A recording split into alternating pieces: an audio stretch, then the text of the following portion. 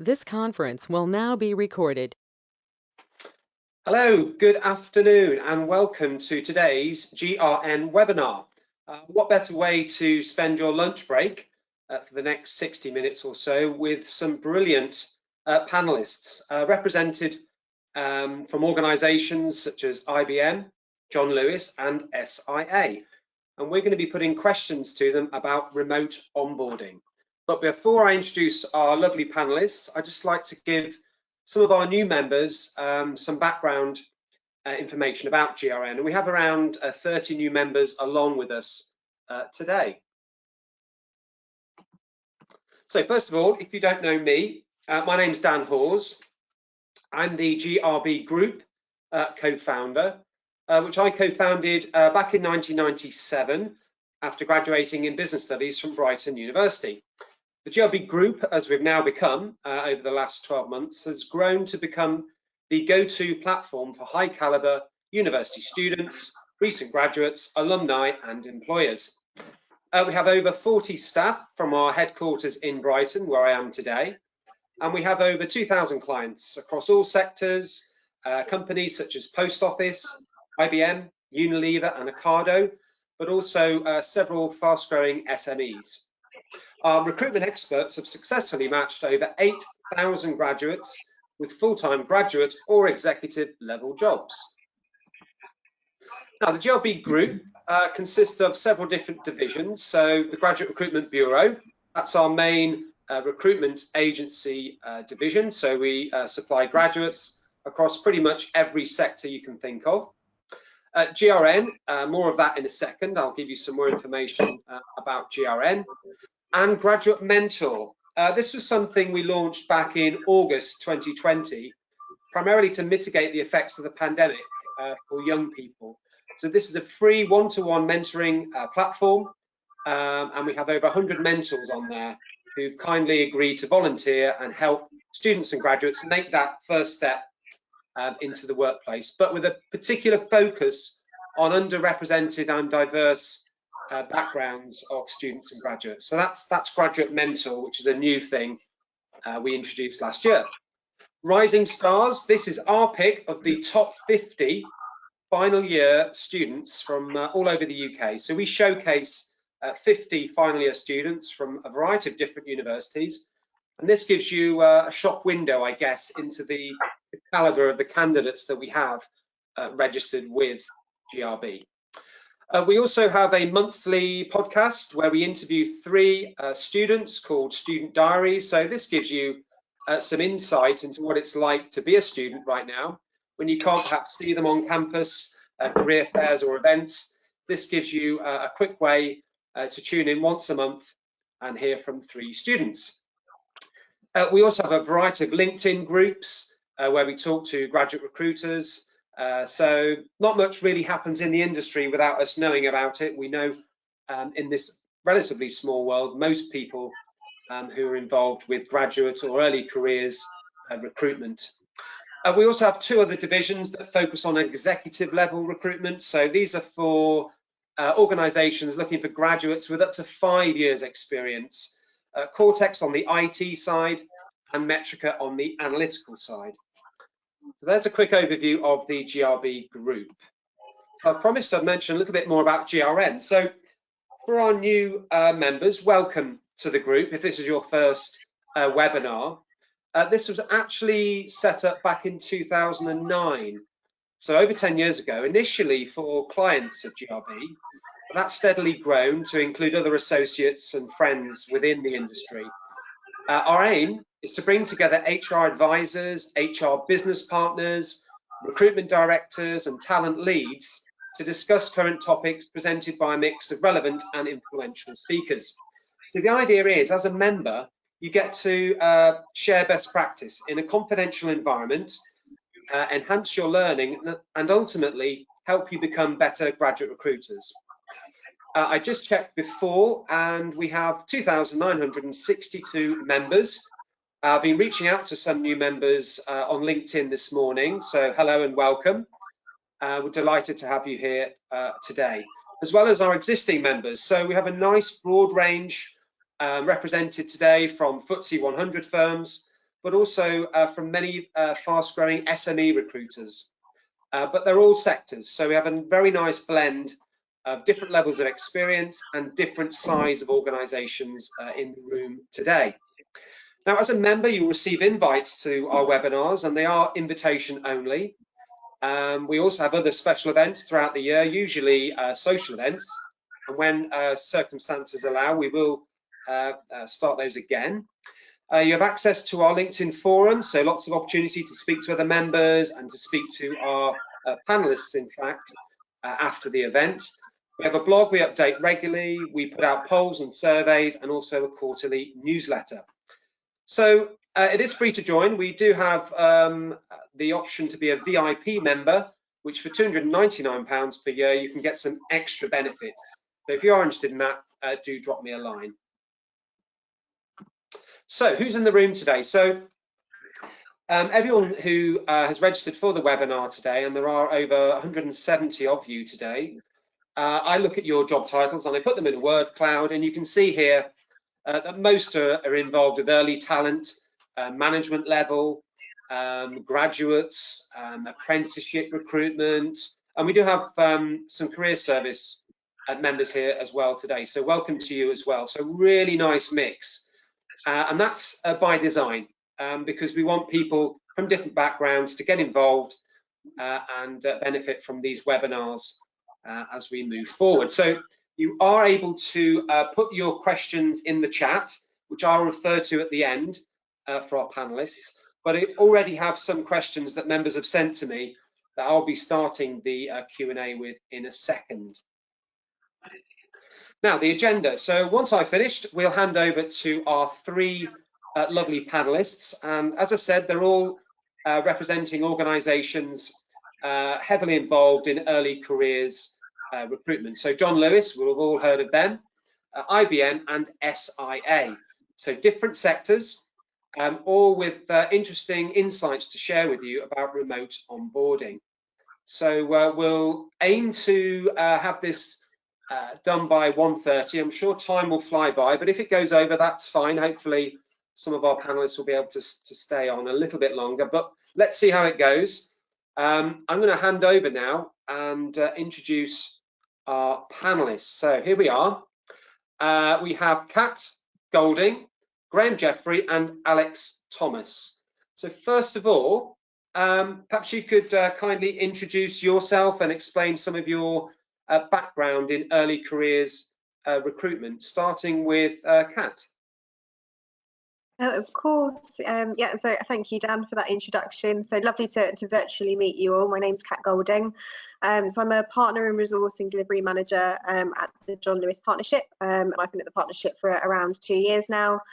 So I manage a team of our lovely talented resourcing consultants, as well as a couple of resourcing administrators, and within our recruitment remit, we do recruit for our industrial placements and apprenticeships as well.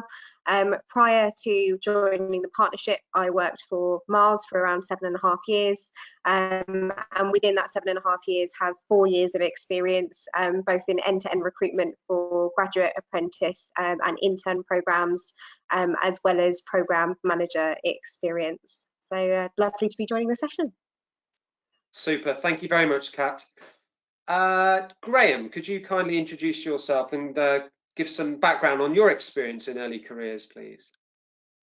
Yeah, certainly. Thanks, Dan, for the opportunity, and good afternoon, everybody, and thank you for joining the call. So, yes, Dan said, my name is Graham Jeffrey. I lead the graduate programme within the UK and Ireland within the services division of IBM. So primarily around technical and business consulting, data science and design. We call our programme IBM Services Associates, and for the last 3 years, IBM has been the Target Jobs Graduate Recruiter of the Year, which is obviously something that we're immensely proud of within the company. I'm a chartered management consultant by trade, but I've been leading our associates programme now for around 5 years. And in that time, I've probably recruited in excess of 700 graduates to the business over that period of time. We typically recruit into the services division around 100, 150 each year. And as I say, that covers those roles that I just mentioned. So primarily, as I say, consulting, but also a design consultant and data science as well. We've got end-to-end responsibility as well, similar to Catt.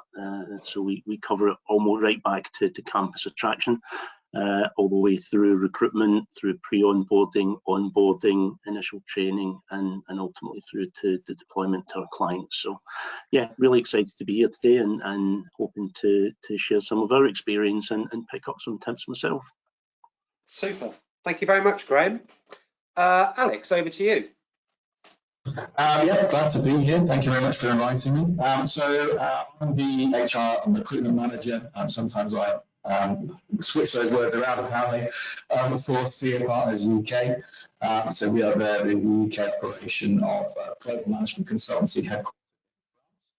I effectively define, coordinate and oversee all of the recruitment for the UK business, which includes our grad scheme hiring and our kind of more BAU in-plan graduate hiring, the latter of those typically being more specialised ad hoc entry-level hires for the industry-specific teams from particular courses or disciplines. So it might be energy, innovation, banking, transformation, that sort of thing. My background prior to SIA Partners was as a dastardly agency recruiter, actually within the IT space, where I covered well everything from brand all the way up to director and associate partner level hires. Super. Thank you very much, Alex. Thank you all. And we've had some questions from our members, which I've written down here, and we're going to put them to our panelists now, because remote onboarding is certainly a hot topic. Things have had to change at pace, and we asked many members to contribute to a white paper, which you may have seen on the GRN blog, and that was very interesting just to see how people reacted, and in some cases in very different ways, and actually succeed in onboarding huge numbers of graduates remotely, which certainly presented its challenges. So we're very interested to hear in a little bit more detail from each of our panelists right now. So perhaps if we could start with you, Catt, if you could describe how you onboarded your early careers intake and provide some context in terms of numbers involved and timelines. Sure, absolutely, and I'm sure with a number of people on this call, it's something we've definitely got better at over the last year, and ultimately have been very led by the government announcements and restrictions through that. So ultimately, our intake for, if I talk about this year for our IPs, is about kind of circa 20, and for apprenticeships really varies. So we have a number of cohort intakes, and they're all kind of about 6 or 7 with 2 to 3 entry points through the year, and they tend to focus on programs such as vehicle maintenance and also driver. So what would be included in that essential skill criteria when we look at restrictions. From a recruitment perspective, we have a timeline on our apprenticeship programs, usually at the start, so sort of February sort of time for an April-May intake, and then we do another recruitment round for a September intake.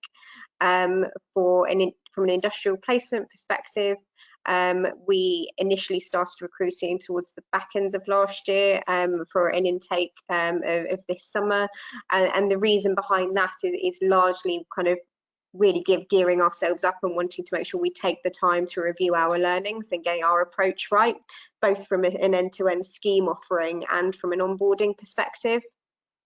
So I guess there's probably two answers to this, Dan, for us. So from an industrial placement perspective, it's more touch points. So each of those individual placement students will be supported, of course, by their people manager, and we now have a kind of a fully resourced guide pack, if you like, around virtually onboarding from a people manager perspective, and that's for everybody across the partnership. And that was something that was really important to us, to make sure that we give that excellent experience to anybody joining the partnership at any level. From a kind of a secondary perspective, then they have a cohort manager that they will be actively in touch with, and work very closely with our resourcing consultants to really come up with a compelling offering to bring them together as a cohort group virtually. So that was something that we didn't want to lose. So there will be a summer connection point before, sorry, their September then start date. So we're going to do some things in between that time to keep them warm as well, which we would do if we were in a face-to-face setting. So we are going to continue doing that from a virtual perspective. And then it's just making sure that through their program, they have really steady stage gates that bring them together and opportunities to bring them together for a cohort. So whether that be from a learning and development perspective or from a project perspective as a cohort team, as well as being supported by their people manager. So it is just about kind of dialing up what we would usually do in a face-to-face setting. From an apprenticeship perspective, again, slightly different because we have those dual entry points through the year, and because this is quite practical based for us in terms of training, we have had to take some very difficult decisions around when we start partners on these programs to make sure that they get that quality experience. Again, though, very similar format, so they will be supported by their people manager from that standard level of excellence in a virtual onboarding setting. And then we will always start our apprenticeship programs with at least 3 or 4 per site, so that not only from a national cohort level, they've also got a location support group in terms of partners that will be going through that apprenticeship experience together. Great, thank you, Catt. There's a couple of things there that you said that was very interesting. The fact that you you factored in extra time to learn as you went along, because it was obviously it was a new thing, so you expected that there'd be some mistakes along the way. So that was interesting. Number one, that you gave yourself that headroom, so to speak, and also secondly that you increased your touch points with all of your early careers, graduates, and placement intake, and that sounds like that would involve more of your resources to manage all of that. I mean, was that is that true? Was more of your team involved? Did you have a reduced amount of people to do this as well? Yeah, so definitely our own resources is always a bit of a point to consider. And yes, I would say that in general, even from a recruitment perspective, if I'm being completely honest, Dan, we've had a bit more of a need, if you like, for candidate interaction through the pipeline. And I don't know whether Alex and Graham have found the same, but there's certainly, I felt a need for almost more reassurance from candidates this time round through the process. Particularly given what they've been through, I'm sure, from their own experience in the last 12 months, which is quite unnerving when you're just entering that world of work. So we haven't had extra resource to play with in the partnership, but yes, it has taken a little bit of extra time. And if I'm being completely honest, that's a reflection for me as a people manager as well. I've had to onboard people into my team in the last 12 months. And we have dialed up the amount of connection points you might make with somebody in those first few weeks in the team to make sure they feel supported. But yes, we've had to make that adjustment. It was really important to us from a partner experience perspective, and offering a really high quality program. But no, we haven't had extra resource to do it. No, wow, yeah, brilliant. I mean, when we have so much uncertainty, especially for young people starting their first job, it's quite an unknown anyway. So you've almost kind of had to overdo the reassurance, as you say, and increase the communication. So be interesting to see how we measure the success of this, presumably on retention down the line, perhaps, or early engagement on projects, just to see how that compares with 2019. But still very early to judge that. But very interesting how you've dialed up, in your words. Okay, Graham, could you describe how you onboarded your early careers intake at IBM and provide context in terms of numbers involved? You did mention that earlier, but also timelines as well, please. Yeah, of course, and I mean there's some similarities with what I've just heard from Catt there, which I can elaborate on. But certainly in 2020 we recruited just over 100 graduates, and we recruit in monthly cohorts. Normally we start from kind of June and onboard monthly throughout till November, December time. Last year what we did is we consciously made the decision to kind of hold back a little bit. So our first cohort group was in August last year, because obviously we were just trying to give ourselves as much time as we could to hopefully come out of the pandemic. Obviously history tells us that didn't happen, but just to see how things went. But the main changes that we made is we put a focus right from the start on candidate experience. Like Catt was saying, we were getting an awful lot of worried graduates coming to us. Graduates had accepted the offers. Sometimes we've got offers out 6-9 months before people join, and people were worried about having to move to London or to Manchester. They were worried about the travel that consultancy often involves. They were worried about whether or not we would even honour their offers, and I mean, delighted to say that we honoured every offer that we made, and there was never any question of not honouring any offers. So the graduates themselves were obviously very unnerved by it all, very uncertain, and obviously there was a lot of uncertainty going on in the marketplace at the time as well.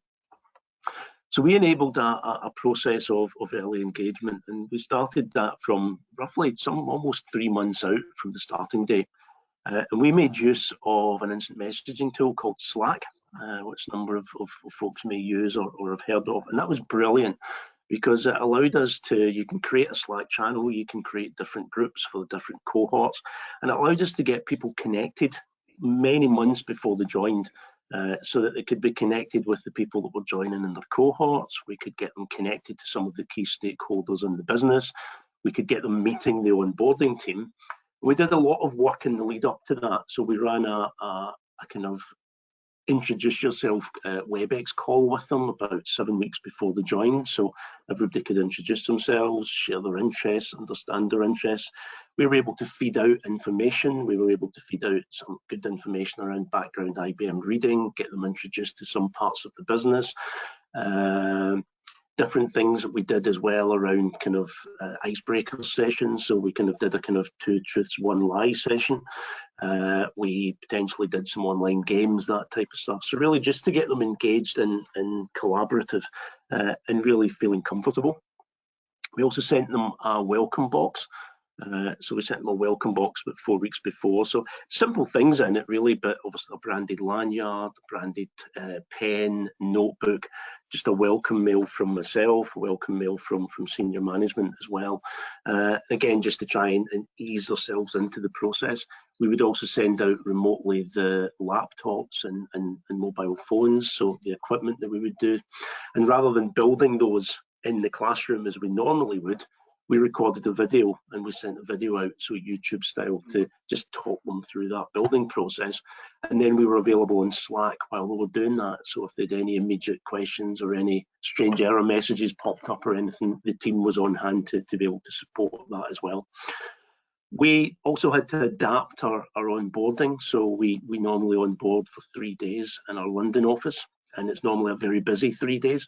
We had to adopt that virtually, and what we did was we stripped out a lot of the admin stuff, and we created videos to allow them to go through that process in their own time. And we focused really on the real value add stuff in terms of understanding the business, in terms of understanding how IBM works and operates. And we obviously had to put in lots and lots of break time to make sure that people weren't getting WebEx fatigued. And again, lots of different energizers in, so sometimes just as simple as stand up in front of your machine and kind of do star jumps and things like that, just to get the energy moving and to keep people engaged. One of the brilliant things we did was we used an app called Cahoot, and we transformed our health and safety welcome into a Cahoot quiz, and I've never seen as much excitement about health and safety as we generated through that process. But rather than, what it did is it took a bland health and safety presentation, which obviously is bland in content but equally very, very important, and we transferred it into a quiz. So we asked a kind of quiz question. We got some competition going And we were able to use the quiz answers to get across the points around health and safety. That was something that was really, really useful as well. Everybody else is doing that. Perfect. Thank you very much, Graham.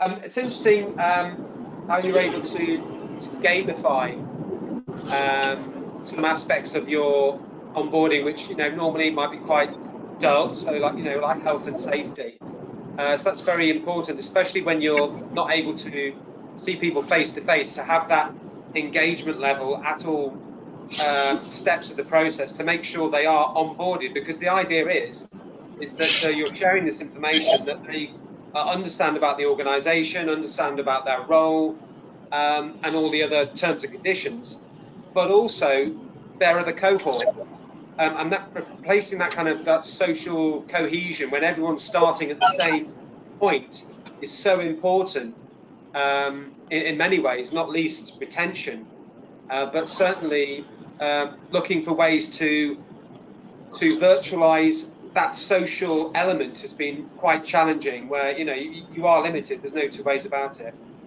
You wouldn't maybe go for go to the pub or restaurant or whatever, where that you really do feel the benefits of human interaction. So it's interesting you looked at ways to gamify certain things to keep that level of engagement going, which is really, really important. So that's interesting how you did it as well remotely, because everyone was starting in London. Presumably they're coming from all different parts of the country, and I don't know whether those graduates will now be working remotely, or will they need to come into the office? Was that something you'd planned for?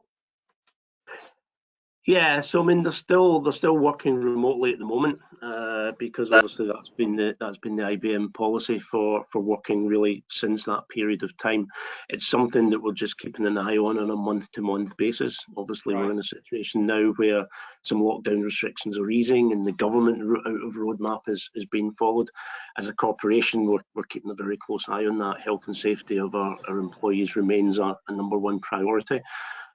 So yeah, all of our 2020 graduates have started. None of them have actually set foot inside an IBM office as yet. So that presents ongoing challenges, particularly as they're all out working with clients now. Yeah, and how's that made you feel? Not actually seeing all these graduates in person. I mean, how's that been for you? It's been challenging, I'm not going to lie, but equally it's been challenging so much for the graduates as well. I mean, you see them sitting in quite often the living rooms of their parents' houses, for instance, yeah. or flats, and they're sitting in the same location as they were finishing their degree in the early part of the year last year, and yet they've made that transition from academia into a professional services environment, but actually still sitting in the same place in the same room. So that's immensely difficult. And as a business, we've tried to rally around as best we can to support that, to recognise that. So yeah, as much as it's difficult for me, I think that pales into insignificance in terms of the challenges that our young professionals face as well. But certainly I miss the interaction. I miss bumping into them all in our London office. I miss sitting in the canteen at lunchtime, as I'm sure we all do. Yeah. Brilliant. Thank you very much, Graham. We'll come back to you shortly. Alex, can you tell us a little bit about how you onboarded your graduates? Happy to. I think I'll probably echo a few of the experiences that Catt and Graham have discussed. But certainly, from a size perspective, SIA Partners is a relatively small fry when compared to John Lewis and IBM. So we onboarded 3 graduates in September of 2020 for our grad scheme intake, which I think in some ways makes life a little bit easier to help to manage expectations and keep those people. Keep those people feeling safe and secure in the knowledge that everything was going in and everything was fine. We'd also been quite fortunate in that the offers that were made to those people in February of 2020. So before we even went into lockdown, we'd already met all of them in person for assessment days and things like that. So we already had a slightly closer relationship than perhaps we would have done the selection and the onboarding were all taking place remotely.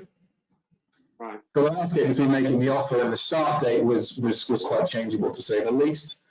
Fortunately, when onboarding came around in September, we were in a situation where the government guidelines allowed people to be in the office. So we simply asked the graduates themselves whether they would prefer to have their first day in the office or whether they would like to have it remotely. And all of them said they wanted to be in the office, they wanted to be see each other in person, see the people in person, which wasn't necessarily a surprise. So they essentially booked out the whole floor of our office for the first day that they were with the business. And during that day, we distributed equipment.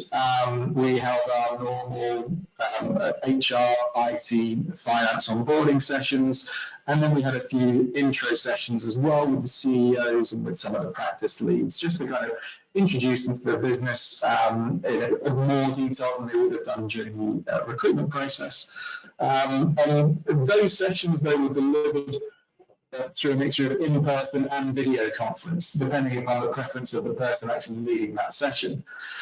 So in the case of it where it was in person, literally one presenter would arrive in the room with our 3 grads, deliver their session and then leave. And I was there throughout the day to coordinate the different elements of that and keep spirits high, I suppose, as much as I'm able to do.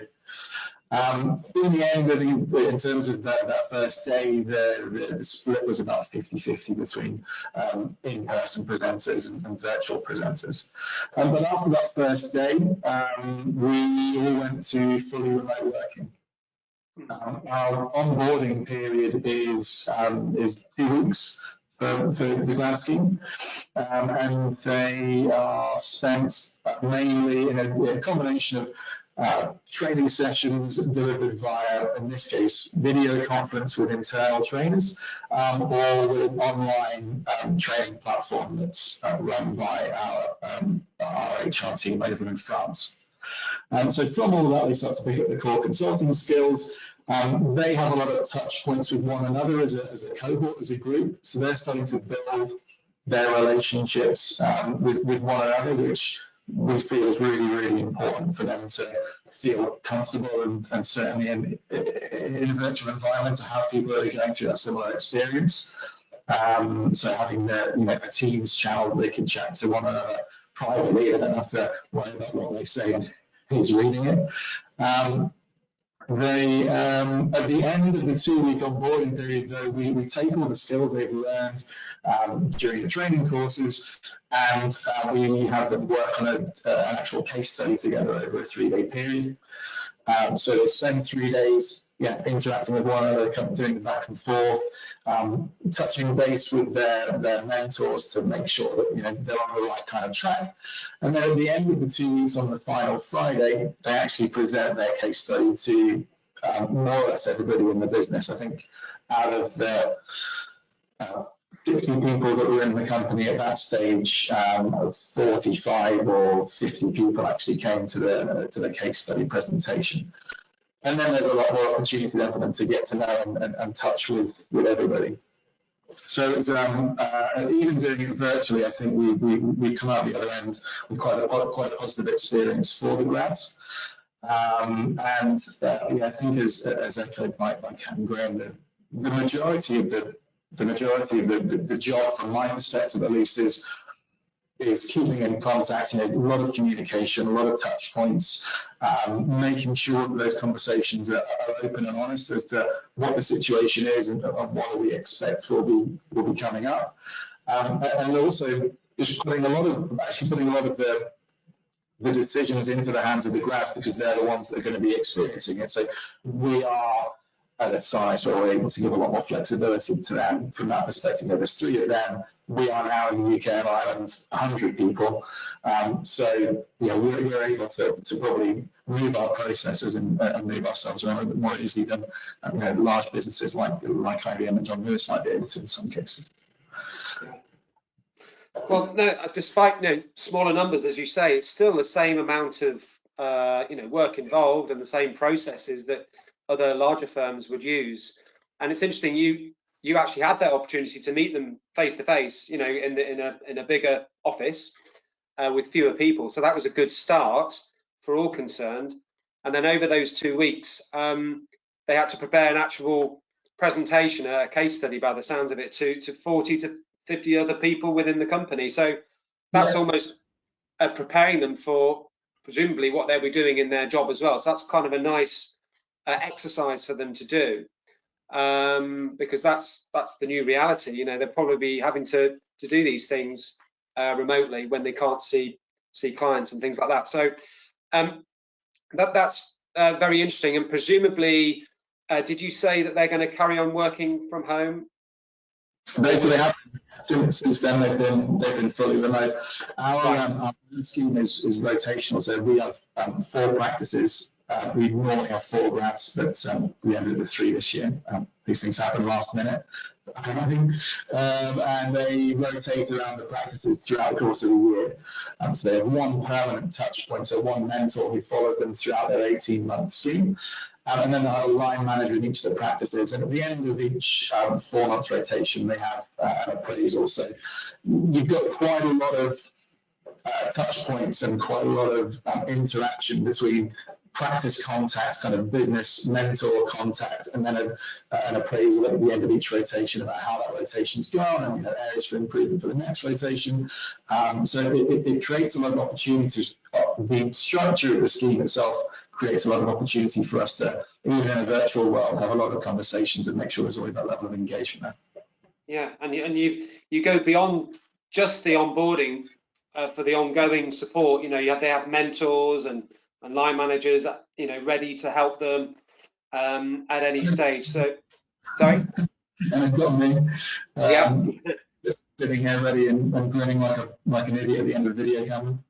Yeah. Well, that's great that graduates have access to people of different seniority and different departments now than, you know, feeling a bit anxious, maybe knocking on someone's door or something like that. So technology has certainly helped break down some of those barriers, which, you know, for this generation is great, because they, you know, they're very, very ambitious, and they want to get going as early as possible. They don't want to be held back. So being able to speak to a range of different people, and especially confide in a mentor, as you say, really has every base covered. That, you know, it's up to them then. You've given them all the support you could possibly in this situation. So that's very interesting to hear how you've approached this, and also Graham and Catt coming from different sectors, but it sounds like they're all actually now working from home for the foreseeable on a month-by-month basis, as you say, Graham,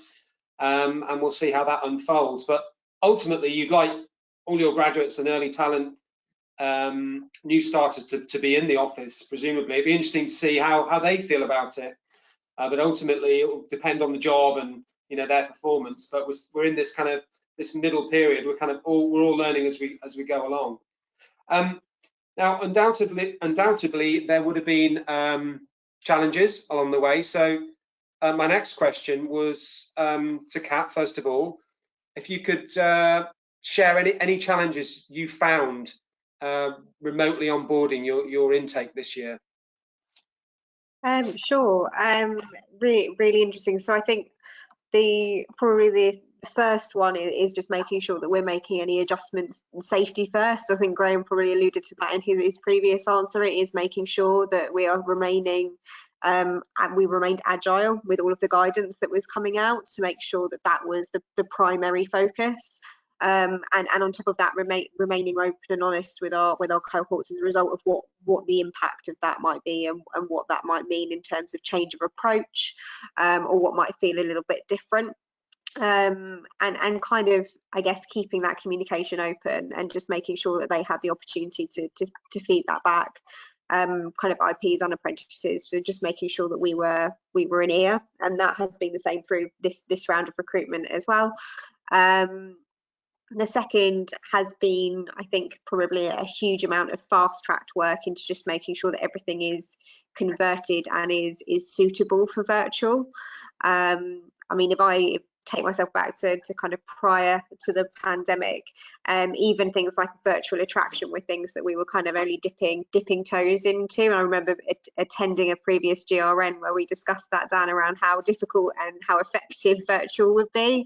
So I just think from an end-to-end perspective, both with early talent and with all of our other partners, having quality virtual methods to onboard people has been a challenge for sure for the partnership and the teams involved in that work, but has been done excellently.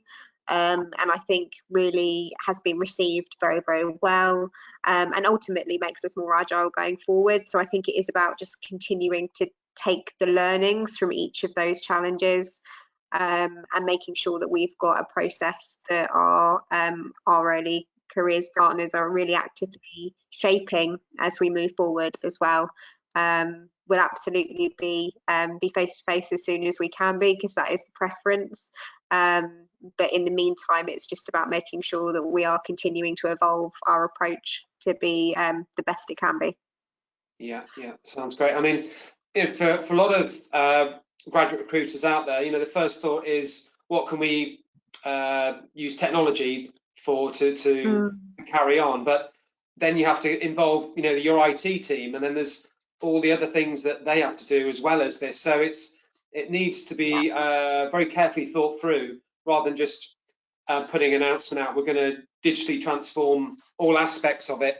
Some of it might not work, and some of it may need a lot of maintenance, and also the perception might increase that you're available 24/7. So to do this at pace for a lot of organizations has meant they've made some mistakes along the way.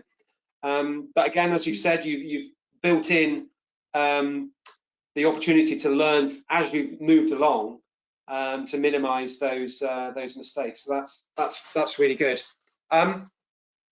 Graham, perhaps you could share any challenges you found by onboarding your graduates at IBM. Yeah, sure. And I think when I look back at what we've achieved, there was an awful lot of challenges which possibly you maybe didn't fully appreciate when you were actually in them trying to solve them. I mean, I think probably there's a number of things. I think obviously, again, the candidate nervousness and uncertainty, which I touched upon in my last answer. So making sure that everything we did had the candidate experience at the heart of it. We also had the challenge. I mean, I mentioned in my intro the Target Jobs Graduate Employer of the Year awards we've won. So effectively, we'd take an award-winning graduate program and reinvent it, and reinvent the onboarding aspect of it, which relied on having everybody together in the same room, and relied on some of our key stakeholders popping in and out, and the social buzz as well. So we effectively had to redesign that in a very, very short space of time. Yeah. So obviously the agile aspect was very important, and front and center of that again was the candidate experience. So again, how can we generate those networking opportunities? How can we build rapport? How can we get some social activities in there? Make it fun. Make sure that we're not having people fatigued on WebEx, and obviously keeping it fresh and stimulating. And a couple of things that we did there, we tested it and we trialed it. So we tested it with some of our existing graduates who had been through our previous onboarding experience when they joined in more normal environments. And we tweaked it, and we listened to the feedback from them in terms of what they liked and what could be improved. But we also recognised that, you know what, this is a first. We've never done this before. The people that we're putting through it have never done it before. So therefore, it's not going to be perfect and it's not going to be right. So we relied heavily on feedback from the graduates going through the onboarding experience, and we iterated it as we went. And I think you find that the session that we ran for our last intake in November was quite a bit different than the first one that we ran at the beginning of August. So I think you've got to be not scared to take that criticism and take that feedback, and make sure that you iterate it and make it the best possible experience. Yes. I think we also had to overcome some corporate resistance. There was certain aspects that the corporation was initially uncomfortable with that we had to overcome. So I'm thinking about sending out unbuilt laptops, and the security concerns, the fact that we were producing security badges for people with photographs that they took themselves and sent in, as opposed to on the first day we normally get them into our security office, and the security guy with his proper camera and kit is taking the pictures. So, but again, equally, it was essential steps that we had to take in the nature of the pandemic. And then I guess a final challenge was how to get the grads embedded into our client work once they'd completed their induction training. Again, it's in a normal environment, you cut them off to this client or that client, they join the client teams, they'd be embedded in the client teams, they'd have somebody taking them under the wing, shadowing other people, meeting the client, that type of stuff, and all of that had to be done remotely. So that was a challenge as well, is actually bringing the project teams with us, and we did an awful lot more work actively working with the projects to try and place the graduates in those projects before they completed their induction. Normally we kind of allow the graduates to go and try and select and choose their own projects, but what we did this time was we actually placed them as much as we could in those initial projects to make sure that they didn't have to try and do that in a remote and non-contact environment, if that makes sense. So that's probably there's more, but I could talk for hours, but we don't have hours, so I'll pause at that. That's good. Thank you for sharing, Graham. Particularly, the aspect of ID verification. It can be as simple as holding up your passport to the screen so the person can see, but understandably convincing more senior people that what you're doing is secure, and there's no risk to any leakage or laptop going astray. Obviously, is a concern that you've had to overcome to remotely onboard graduates. So that's really interesting.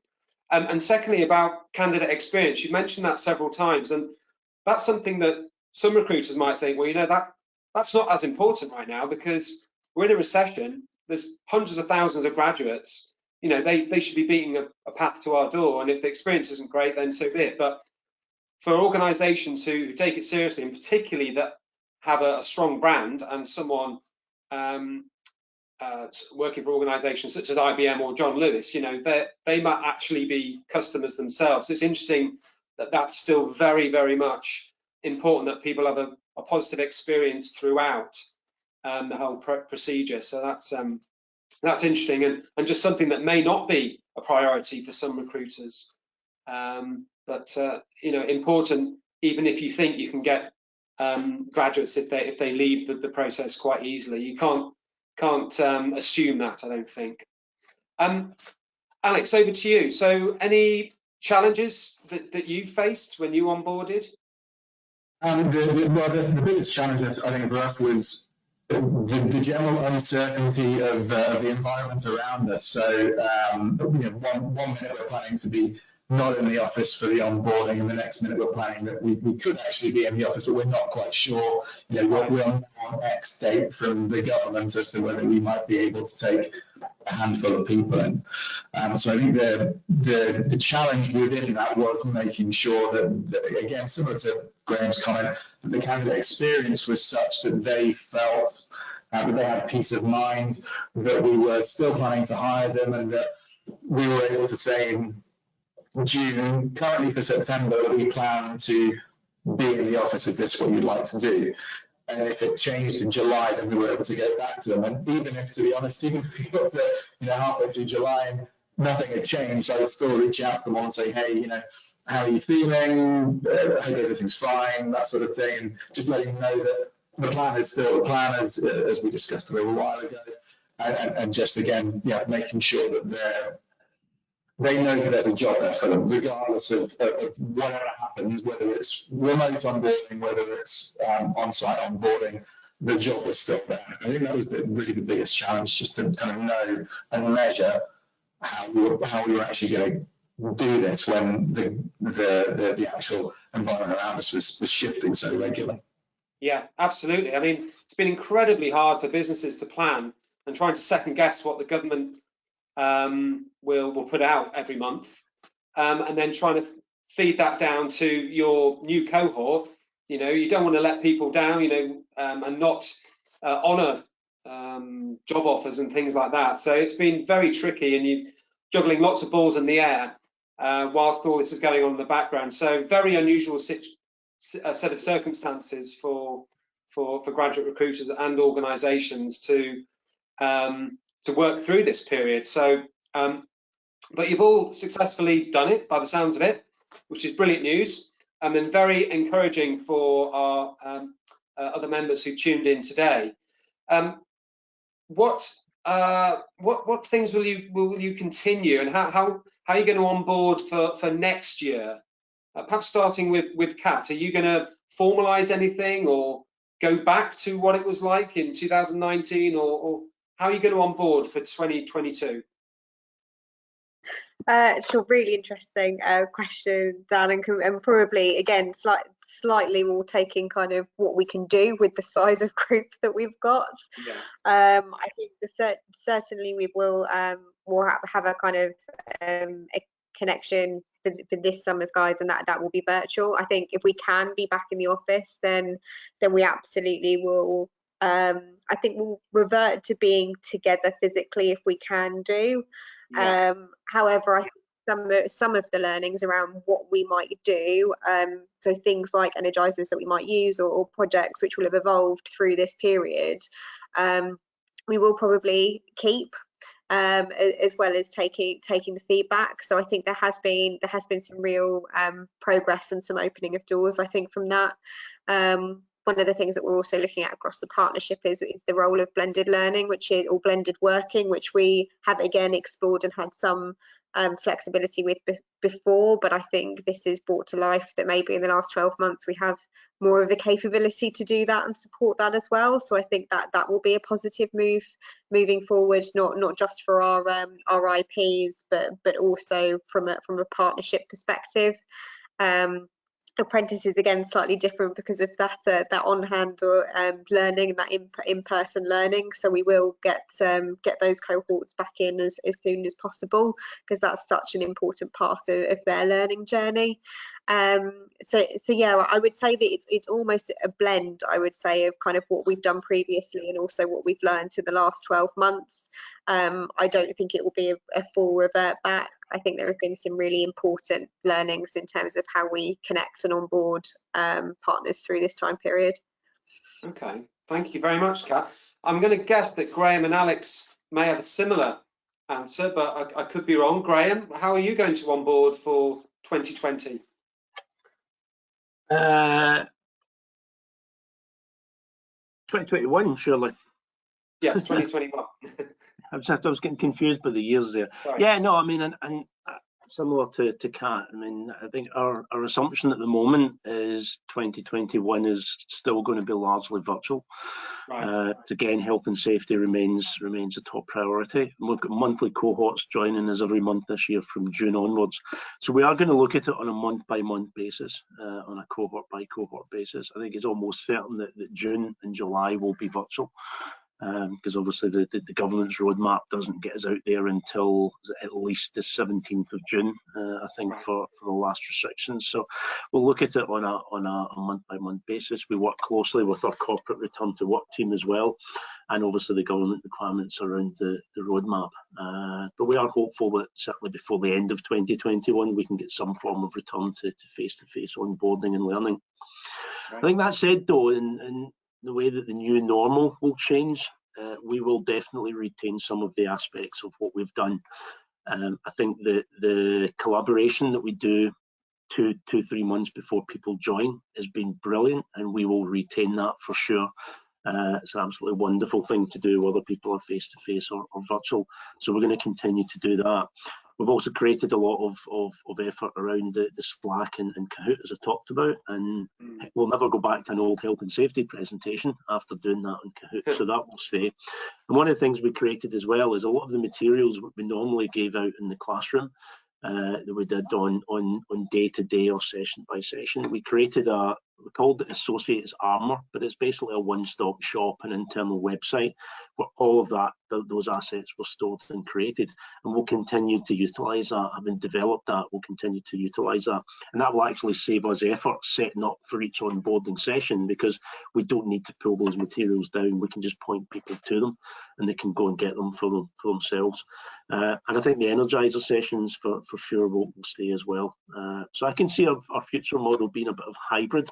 with an element of face-to-face, and actually using that face-to-face time differently. So perhaps for more networking, perhaps for more engaging sessions, and some of the more kind of sort of information type sessions we'll continue to do sort of remotely or via video or via the one-stop shop. Yeah, no, it makes perfect sense. And as long as the technology doesn't fail, I'm sure it wouldn't at IBM, why not? It does from time to time, but that's no different to everywhere else. Yeah, good. Thank you very much. Alex, how are you planning to onboard next time? I'm lucky. I've only got one date to worry about, and it's in September, so I don't have to worry about monthly cohorts and the month-by-month planning. I think the plan right now is the government have said, hey, you know, June, hopefully we'll all be running around full of vaccine and enjoying ourselves. So I would hope that we will be able to do our onboarding virtually in September. Virtually, bloody hell. I would hope we can do our onboarding in person in September. Right. But our working model is echoed there by Graham and by Catt is changed. So I'm moving house because I can't continue to do video conferences in my kitchen. So I think we're going to be moving to one model. So I expect that most of our workers will be only 2 days a week in the office. Some maybe none, and I don't think we'll have any problem with that. We've probably been more productive working remotely than we were sitting in our office. So every cloud, yes, so quite a large cloud. Absolutely. There's definitely, I think, some positives coming out of the back end of it. But our onboarding always changes every year regardless. There's always learning from last year. Our onboarding 2-week, our onboarding fortnight is always run by the previous intake of graduates. So they actually put the plan together for what that looks like based upon their experience. And we ask them to take what they did and then say, hey, right, okay, so what would you do differently? How would you make it better? And rather than us dictating what happens, it's actually about them taking ownership of that for the next intake and build that relationship as well between them and the next year of grad intake and so on and so forth. So there's that kind of the grad scheme community starts to build and have a lot more internal impact in terms of culture and relationships. Yeah. I don't know what they're going to do yet. I haven't got to the point of asking them just yet, but I will do. Brilliant. Thank you very much, Alex. And it's been an interesting experiment for everyone. And of course, some graduate recruiters were already doing elements of this beforehand anyway. And some of you might have already been doing this, but just maybe accelerated some of the things along the way. But it sounds very much like, everyone's adapted, moved forward. And there are certainly efficiencies from technology being involved, and not just in onboarding, but also other aspects of the whole process. We're noticing a lot of graduate recruiters are planning for virtual, but certainly they do want that face-to-face element back, be it turning up at a careers fair, for instance, to actually seeing your graduates on day one. So, yeah, I think the overall message is, a hybrid version, picking out the best bits, as you would any project, and moving forward. But like Graham has mentioned before, getting that feedback from graduates along the way, and like Alex, you say you have graduates involved in the onboarding, and Catt equally. So involving those graduates is really important moving forward, I think, rather than approaching it completely fresh next year, the year after than that. It's a continual process. We're almost out of time. I've got one final question. We've got a few others from some members. My final question is any overall tips or advice you can give to our members, starting with you, Catt. Sure. So I think we probably previously mentioned it the last answer. Actually, I think for me it is just keeping open-minded around evolution, around things like onboarding, whether that is, as Graham said, taking previous feedback, or Alex has said, kind of almost empowering your previous cohort to do that. I think it is about constantly reviewing and moving that forward as an experience. So I'd say don't be afraid to do that. I think the second point would be for me is probably less around the actual early careers partners or employees, but actually having a network like this and tapping into that as well has been really important, I think. And within organisations, kind of like your peer group from a manager perspective, has been, I think, used that as an important support as well, and always have a kind of sounding board to go to. I think particularly over the last 12 months, it's important from a wellbeing perspective that we all have support for ourselves, as well as the work we're doing. So I think that's probably my other top tip.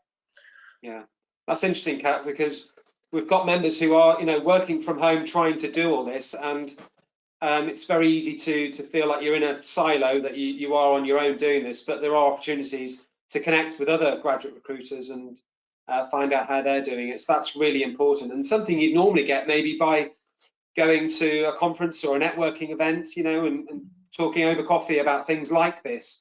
We also need to be mindful that we need to replace those aspects for our own mental health, well-being, and being able to perform at our best in the role. So that's very interesting. Graham, any final advice or tips for our listeners? Yeah, what Catt said would be the first thing, definitely. I think obviously to add to that, communication, engagement are key for me. And that's why obviously the Slack has been so effective, making sure that we can get that communication engagement going early. Again, just making sure that things are as interactive as possible. Make sure you've got plenty of breaks in your WebEx, make sure you get the energizer sessions going, the fun sessions going as well, so that you balance all of that out. That's hugely important. Feedback, obviously. And I think the other thing is, and it's certainly true for me, is make sure that you've got a sensational team working with you. Because obviously you can't do it all yourself. I lead it, but I rely on a very small team running this. So have a sensational team, empower them, and I'm just going to blatantly name check them. So Anna Kelly and Martin Sikula both did wonderful work in terms of running this and designing this for us, and doing all of that early collaboration under my guidance. So I think those would be my pieces of advice for sure. Yeah, brilliant. Certainly a team effort, and very, very important to remember that you are relying on other individuals sharing the workload, and it all has to come together remotely. And it's not straightforward. It's not as easy as it was before. So that's really useful. Thank you, Graham. And Alex, any final advice or tips? All the best tips and advice have been taken, but I will just say, always remember who your audience is. So while we may be sitting here having been working in professional businesses for argument's sake, let's say 10 years, you've started to build up an expectation of what it's like to be in the workplace and in a professional environment with grads. It may be the first job they've ever done coming straight out of uni, and they are there is a level of naivety that comes with that. And that feeds back into the comms side of things. So there are questions that they won't ask because they're worried that you're going to pull the offer. But there are things they just won't say if you don't give them the platform to do so. So yes, certainly going back to Graham's plan with Slack and making sure there are lots of channels for them, even in the lead up to starting is going to be super, super important. But it's just always remembering that different stage of their career, and they don't know that certain things are definitely going to happen and certain things aren't going to happen. It's really a case of making sure you remember that. Yeah, great advice. Thank you, Alex. Remember your audience. So, try and remember what it's like starting your first job. It's scary, it's intimidating, it's uncertain, but also in the context of the way we're living right now, it's even worse. So bearing that in mind and how you reach out and communicate is so important. To make them feel welcome, and that's ultimately what you're trying to do when we're onboarding people. Welcome them to the organisation, and hopefully they'll be engaged, and that sets the tone for their career.